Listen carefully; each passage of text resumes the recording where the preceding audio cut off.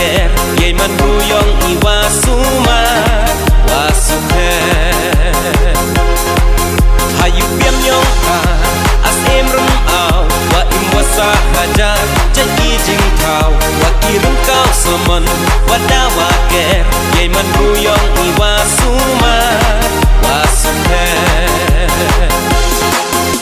ipo ibam idi uko ukba yo biang yo dam iyong nga umya wasa ibu ramwakro ya pa bayram u ingo edem ye kikti u bercha ipo ibam idi uko ukba yo biang yo dam iyong nga umya wasa ibu ramwakro ya pa bayram u ingo edem ye kikti u bercha na na na na hey sha la la la hey oh hey na na na na hey sha la la la hey oh kisum tu kiso kiranem kiplang ilong iwa wa kiklo kentang buk ser rupa wa khuy wa suba wa mi nei do nei pran iyong ka kisum tu kiso kiranem kiplang ilong iwa wa kiklo kentang buk ser rupa wa khuy wa suba wa mi nei do nei pran iyong ka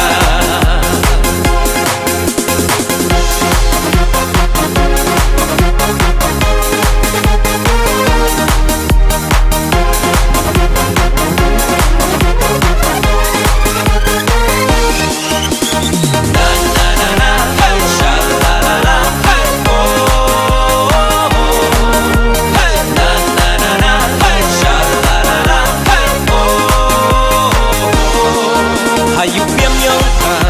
as em rum ao wa im wasa haja jadi jing thao wa kirum kau saman wada waker yai man ruyong iwa suma wasuke kisum tu kiso kiranem kiplang ilong iwa wa kiklo kentang buk ser rupa wa khuy wa suba wa mi nei do nei pran iyong ka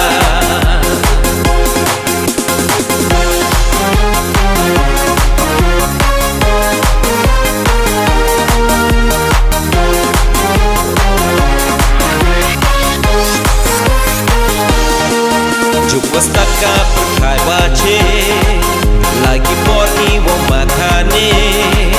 pertai wak met wa penyape iwo lute ye ni itre ite kon kan yam tre kune ye tre hachiteng ham pulau pasbe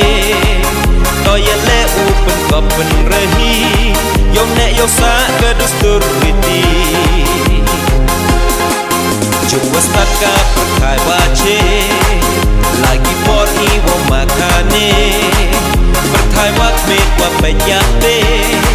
iwo lute ye ni itre ite kon kan yam tre kune ye tre hachiteng ham pulau pasbe to ye le upen kopen rehi yo ne yo sa kedustur riti